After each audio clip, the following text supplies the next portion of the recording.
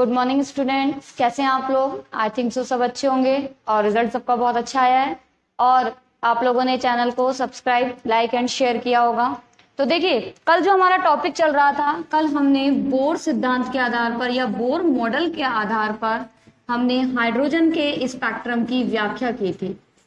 ठीक है, हमने हाइड्रोजन के स्पेक्ट्रम की व्याख्या की थी। हमने यहाँ से सबसे पहले लाइनों की संख्या निकाली थी और लाइन की संख्या निकालने का फॉर्मूला क्या था? n-2 अपॉन,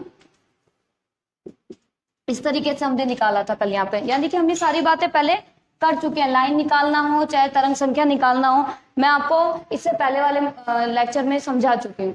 तो देखिए, आज हम इसकी बात करेंगे, वो बात करेंगे इसकी कमियों की, कि देखिए कोई भी सिद्धांत कभी भी अपने आप में कभी भी परिपूर्ण नहीं होता। अगर परिपूर्ण होता तो शायद हमें आगे किसी मॉडल की जरूरत ही नहीं पड़ती, हम इसी को आगे क्या करते, काम में ले लेते। लेकिन इस सिद्धांत में या इस मॉडल में कुछ कमियां थी। वो कमी क्या है वो हम आज बात करेंगे। तो हमारा टॉपिक होगा बोर मॉडल की कमियां, कि बोर के मॉडल की क्या कमी थी। देखिए, इस सिद्धांत में हमने 5 पोस्टुलेट पढ़े थे। पहला पोस्टुलेट यह था कि जब कोई इलेक्ट्रॉन नाभिक के चारों तरफ घूमता है तो वो एक वृत्ताकार पथ पर घूमता है। हमने उसे कक्ष या ऊर्जा स्तर के नाम से जाना था। देखिए, ये जो इसकी मॉडल है, इसकी सबसे बड़ी कमी ये कहलाती है कि ये केवल उनकी ही व्याख्या करता है जिनके कोश में कितने इलेक्ट्रॉन होते हैं, 1 इलेक्ट्रॉन होते हैं। जैसे कि हाइड्रोजन की बात की जाए, हाइड्रोजन को आपको पता है कि परमाणु क्रमांक कितना होता है, 1, और उसके पास कितने इलेक्ट्रॉन होते हैं, 1। यानी कि ये 1 इलेक्ट्रॉन तंत्रीय या 1 इलेक्ट्रॉन वाले जो जितने भी सिस्टम है, ये उनकी ही व्याख्या कर पाया। लेकिन जिनके कोश में 2 या 2 से अधिक इलेक्ट्रॉन थे, 2 या 2 से अधिक इलेक्ट्रॉन थे, ये उसकी व्याख्या नहीं कर पाया। ये इस बोर मॉडल की सबसे बड़ी कमी थी कि सारी बातें तो ठीक है, लेकिन क्या है, ये केवल किसकी व्याख्या करता है, जिनके पास 1 इलेक्ट्रॉन होता है। ठीक है, अगर मैं यहाँ पे कहूं कि हम हीलियम की बात करें तो हाइड्रोजन, हीलियम कितने पे है, 2 पे। लेकिन यदि मैं इसका कोई आयन लूं और उसमें कितने रह जाए, 1 इलेक्ट्रॉन रह जाए, तो ये उसकी भी व्याख्या आसानी से कर सकता है। लेकिन यदि यहाँ पर इलेक्ट्रॉनों की संख्या ज्यादा हुई 1 से, तो यह से मॉडल इसकी व्याख्या नहीं कर पाएगा। ठीक है, तो इसकी सबसे बड़ी कमी क्या हुई कि जिनके पास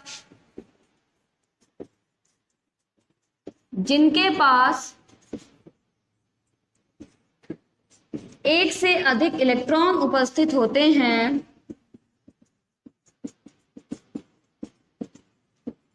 यह उनकी व्याख्या नहीं कर पाया।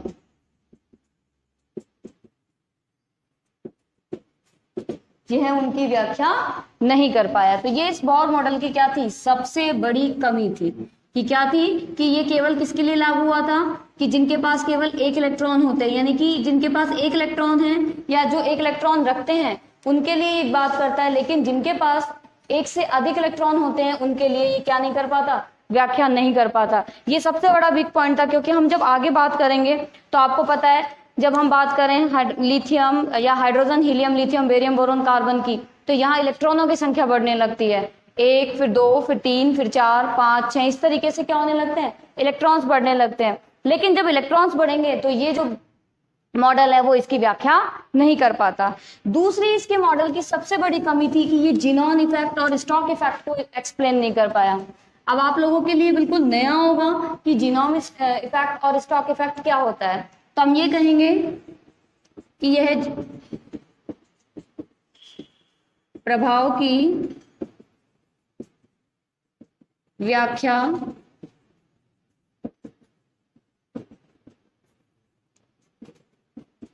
नहीं कर सका।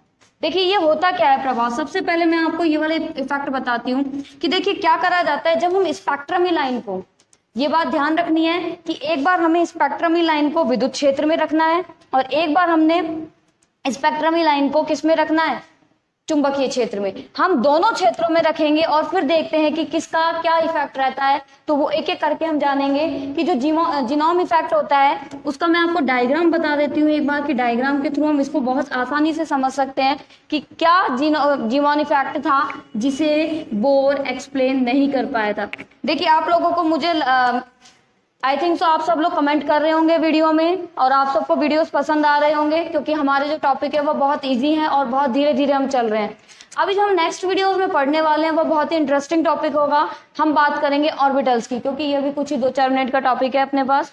इसके बाद हम कक्षकों की बात करेंगे, क्योंकि मैं शुरू से कह रही हूँ कि इसमें ये कक्षक है, ये कक्षक में हम ये कर रहे हैं, इस कक्षक से इलेक्ट्रॉन वहां जा रहा है। आखिर ये कक्षक होते क्या है, एस कक्षक क्या है, पी कक्षक क्या है, डी कक्षक क्या है, तो इन सब के बारे में जो मैं वो आपको अगले टॉपिक या हमारा जो अगला वीडियो होगा मैं उसमें बताने वाली हूँ। तो प्लीज आराम से वीडियो को 1 बार नहीं 2 बार नहीं पॉज करके आप देखते रहिए जब तक आपको समझ नहीं आता। और यदि अभी भी कोई प्रॉब्लम आती है तो कमेंट बॉक्स में लिखिए और कमेंट बॉक्स में मुझे बताइए, ताकि आपकी प्रॉब्लम का सॉल्यूशन किया जा सके। देखो अब जीमॉन इफेक्ट क्या होता है कि जब हम स्पेक्ट्रमी लाइन को, हमने ये कहा कल मैं आपको बता चुकी हूँ स्पेक्ट्रमी लाइन क्या होती है, कि जब हम स्पेक्ट्रमी लाइन को कौन से क्षेत्र में से गुजारते हैं, चुंबकीय क्षेत्र में से गुजारते हैं,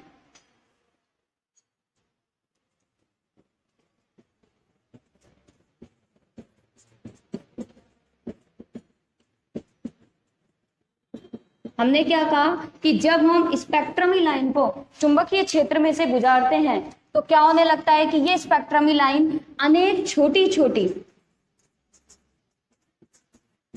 बात ध्यान देने वाली यहां है कि सबसे पहले हम इसे कौन से क्षेत्र में से गुजार रहे हैं, कि हमने क्या कहा कि स्पेक्ट्रमी लाइन को, कि हमने क्या कहा कि स्पेक्ट्रमी लाइन को जब हम कहां पे चुंबकीय क्षेत्र में से गुजारते हैं तो ये स्पेक्ट्रमी लाइन अनेक छोटी छोटी रेखाओं के स्पेक्ट्रम में प्राप्त होती है, या हम यूं कहें अनेक छोटी छोटी रेखाओं के रूप में हमें दोबारा देखने को मिलती है। ऐसा क्यों होता है, इसकी व्याख्या कौन नहीं कर पाया था, बोर नहीं कर पाया था, और ये जो इफेक्ट होता है वो जीमॉन इफेक्ट के नाम से जाना जाता है। हमने क्या कहा, दोबारा सुनिए, कि यहाँ पर जब हम क्या करते हैं कि स्पेक्ट्रमी लाइन को कौन से क्षेत्र में से गुजारते हैं, चुंबकीय क्षेत्र में से गुजारते हैं, तो यहाँ पर ये जो लाइनें होंगी वो छोटी छोटी लाइनों में विभक्त हो जाती हैं या छोटी छोटी रेखाओं में विभक्त हो जाती हैं। और ये छोटी छोटी लाइनें या रेखाएं क्यों दिखाई देती हैं, इस बात को बोर का मॉडल एक्सप्लेन नहीं कर पाया था, और ये पूरा जो प्रभाव होता है वो जीमॉन इफेक्ट या जीमॉन प्रभाव के नाम से जाना जाता है। ठीक है, तो यदि मैं इसके डायग्राम की बात करूं तो डायग्राम में आपको पता होगा कि चुंबकीय क्षेत्र में एक नॉर्थ पोल होगा और एक साउथ पोल। ठीक है, और हम यहाँ पर क्या करते हैं कि जैसे ही हम चुंबकीय क्षेत्र लगाते हैं और स्पेक्ट्रमी लाइन देखते हैं तो हमें कुछ वो इस तरीके से दिखने लगती है, यानी कि छोटी छोटी रेखाओं के रूप में दिखाई देने लगती है। ये ऐसा क्यों होता है ये कौन नहीं बता पाया था, बोर नहीं बता पाया था, और ये कौन सा इफेक्ट कहलाता है, जीमॉन इफेक्ट कहलाता है। अब देखिए स्टॉक इफेक्ट भी इसके जैसा ही है सेम। उसमें क्या किया जाता है कि हम यहाँ पर स्पेक्ट्रम यहाँ पर जो लेंगे वो चुंबकीय क्षेत्र की बजाय कौन सा क्षेत्र लेंगे, यहाँ विद्युत क्षेत्र की उपस्थिति में लेंगे, कि जब हम विद्युत क्षेत्र की उपस्थिति में क्या करते हैं, स्पेक्ट्रमी लाइनों को गुजारते हैं, तो ये स्पेक्ट्रमी लाइन अनेक छोटी छोटी लाइनों में क्या होने लगती है, विभाजित होने लगती है। लेकिन ये ऐसा क्यों होता है, इस बात को भी कौन नहीं बता पाया था, बोर नहीं बता पाया था, और इसे किस नाम से जाना गया, स्टॉक इफेक्ट के नाम से जाना गया। ठीक है, तो हमारा जो टॉपिक था वो चल रहा था बोर मॉडल की कमियां। पहला जो कमी थी वो ये थी कि जिनके पास एक इलेक्ट्रॉन होते हैं ये उनके अलावा या एक इलेक्ट्रॉन वाला तंत्र की ही व्याख्या कर सका, लेकिन जिनके पास इलेक्ट्रॉनों की संख्या ज्यादा होती है, या मैं यूं कहूं कि Li+2 हो गया, लिथियम कितने पे होता है, 3 पे, और आपको पता है कि 3 यहाँ पर +2 है, तो इसका मतलब कितने इलेक्ट्रॉन निकलेंगे, 2, 1। तो यहाँ पर ये इसकी व्याख्या तो कर सका, लेकिन यदि मैं यहाँ पर लिथियम में ये लगा देती या लिथियम इस तरीके से होता तो ये इसकी व्याख्या नहीं कर सकता था, क्योंकि इसके पास 3 इलेक्ट्रॉन उपस्थित है। तो यहाँ पर ये इस कंडीशन में है, इसलिए इसके पास 1 इलेक्ट्रॉन है, इसलिए ये इसकी व्याख्या आसानी से कर देगा। ठीक है, अब हमारा जो इसका तीसरा पॉइंट है वो क्या कहता है, कि इसका तीसरा पॉइंट ये कहता है कि बोर मॉडल की कमियों में कि हम ये कहते हैं कि जब इलेक्ट्रॉन एक कोश से दूसरे कोश में जाता है, मतलब एक जगह से दूसरी जगह में जाता है, तो यहाँ पर क्या होता है कि हमें जो स्पेक्ट्रम है वो पट्टियों के रूप में मिलता है, या हम यूं कहें कि पट्टियों के रूप में, इस तरीके से आपको पट्टियां दिखाई देंगी, लेकिन ऐसा नहीं होता, बल्कि वो हमें किस रूप में दिखाई देता है, अनेक पट्टियों के रूप में दिखाई देता है, एक रेखा में नहीं दिखाई देता है। तो दोबारा सुनिए, हमने ये कहा है कि यहाँ पर जब हम क्या करते हैं, इलेक्ट्रॉन एक स्तर से दूसरे स्तर में जाता है और वापस नीचे आता है, तो जो स्पेक्ट्रम है वो हमें किस रूप में दिखाई देना चाहिए था, एक रेखा के रूप में दिखाई देना चाहिए था, लेकिन वो हमें यहाँ पर रेखा के रूप में ना मिलकर बल्कि किस रूप में मिलता है, पट्टियों के रूप में मिलता है। और ऐसा क्यों मिलता है, इसकी व्याख्या बोर नहीं कर पाया था। तो ये बोर मॉडल की क्या थी, सबसे बड़ी 3 कमियां थी। ठीक है, तो एक बार मैं दोबारा इसको रिपीट कर देती हूँ बोर मॉडल की कमियों को, कि बोर की कमियां क्या थी। पहली कमी ये थी कि जो बोर मॉडल था वो केवल किसके लिए लागू हुआ था, एक इलेक्ट्रॉन तंत्र के लिए, जैसे कि लिथियम +2 हो गया, हाइड्रोजन हो गया, हीलियम की बात की जाए, इनके लिए ये व्याख्या कर पाए क्योंकि इसमें कितने इलेक्ट्रॉन होंगे, एक, इसमें एक होगा, और इसमें कितने होंगे, हाइड्रोजन हीलियम 2 पे है लेकिन +1 है, तो इसका मतलब कितना रह जाएगा, 1। अर्थात ये जो सिस्टम है वो केवल एक इलेक्ट्रॉन के लिए लागू होता है। दूसरा, ये क्या प्रभावित वो सॉरी क्या नहीं समझा पाया था, जीमॉन और स्टॉक इफेक्ट को नहीं समझा पाया था। तीसरी बात अगर बात की जाए तो ये जब इलेक्ट्रॉन ऊपर से नीचे आता है तो जो हमें स्पेक्ट्रम दिखता है वो स्पेक्ट्रम जो होगा वो रेखीय मिलना चाहिए, लेकिन ये रेखा के रूप में ना मिलकर बल्कि किस रूप में मिलता है, पट्टियों के रूप में मिलता है। इसकी व्याख्या भी बोर नहीं कर पाया था। तो ये थी हमारे बोर मॉडल में, हमने अब तक की जो बात करी थी वो बोर मॉडल आज कंप्लीट हो चुका है। तो आज हम इसके बाद जो बात करेंगे वो बात करेंगे कक्षकों की। देखिए कक्षक बहुत इजी हैं और कक्षकों में मैं आपको एक एक चीज बताने वाली हूँ कि कौन सा कक्षक की आकृति क्या होती है, इसमें कितने उपकोष होते हैं, किसमें कितने इलेक्ट्रॉन रह सकते हैं, किसके लिए कितना मान हो सकता है, ये सारी बातें हम आज एक एक करके इजीली करने वाले हैं। ठीक है, तो बिल्कुल भी नहीं घबराइए और आसानी से इन चीजों को समझिए, क्योंकि आप लोगों ने केवल नाम सुना है, अभी तक इनके बारे में पढ़ा नहीं है। तो हम बात करेंगे वो बात करेंगे यहाँ पर सब बात करेंगे, हमारा जो नेक्स्ट टॉपिक होगा वो होगा कक्षक व उनकी आकृति के बारे में, कि वो कैसी दिखती हैं, कैसी हैं, क्या शेप है, क्या होगा। जो हम इसमें बात करेंगे वो नोडीय तल की बात करेंगे, नोडीय पृष्ठ की बात करेंगे। ये सारी चीजें आपके लिए नई है लेकिन मैं इसको बताने वाली हूँ, बहुत जल्दी आप इसको सीख जाएंगे और आपको नोडीय तल और नोडीय पृष्ठ निकालना आना चाहिए क्योंकि ये आपके आगे भी काम में आने वाला है। ठीक है, तो हम जो आज बात करेंगे वो कक्षक की बात करेंगे। तो सबसे पहले हम ये देखेंगे कि कक्षक होते क्या है, कि जहां इलेक्ट्रॉनों के पाए जाने की प्रायिकता। ठीक है, इलेक्ट्रॉन की बात हम कर चुके हैं कि किसमें कितने इलेक्ट्रॉन होते हैं, हाइड्रोजन में कितने होंगे, हीलियम में कितने होंगे, लिथियम में कितने होंगे। ये सारी बातें आप लोगों ने 10th क्लास में पढ़ चुके हो क्योंकि आपके 10th में बेसिक बताया जा चुका है। बाकी जब हमारा जो अगला चैप्टर स्टार्ट होगा उसमें मैं आपको, और हो सके तो मैं अभी आपको इसी वाले टॉपिक में आपको आगे पढ़ाऊंगी कि इलेक्ट्रॉनों को भरते कैसे हैं, कैसे आप करने वाले हैं इन सब चीजों के बारे में।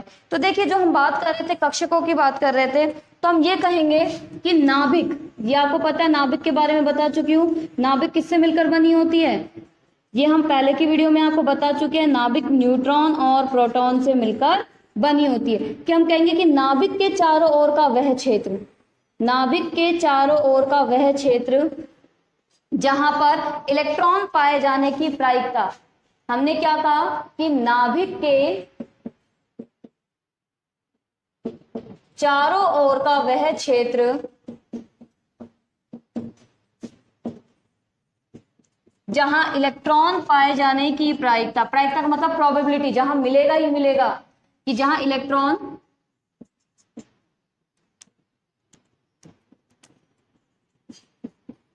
पाए जाने की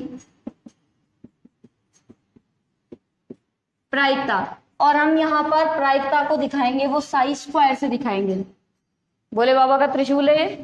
ठीक है, इसके द्वारा हम दिखाएंगे। तो ये होती है इलेक्ट्रॉन के पाए जाने की प्रायिकता। ठीक है, तो हमने क्या कहा कि नाभिक के चारों ओर का वह क्षेत्र, ये नाभिक है, इसके चारों ओर का वह क्षेत्र जहां पर इलेक्ट्रॉन पाए जाने की प्रायिकता सबसे अधिक होती है, अर्थात यहाँ पर इलेक्ट्रॉन आपको सबसे ज्यादा देखने को मिलेगा, वो क्या कहलाते हैं, कक्षक कहलाते हैं। ठीक है, तो अब मैं जो आपको आगे की वीडियो में पढ़ाने वाली हूँ वो आगे हम पढ़ेंगे कि कक्षक कौन कौन सी होगी। हम एस पी डी के बात करेंगे, हम एफ की भी करेंगे लेकिन एफ की बात हम बाद में करेंगे। लेकिन हमारी 3 मेन है, एस पी डी एफ, इसमें कितने उपकोष होते हैं, कितने इलेक्ट्रॉन भरे जाते हैं, ये सारी बातें मैं आपको नेक्स्ट वीडियो में कराने वाली हूँ। तो प्लीज वीडियो को लाइक, शेयर एंड सब्सक्राइब कीजिए। Thank you.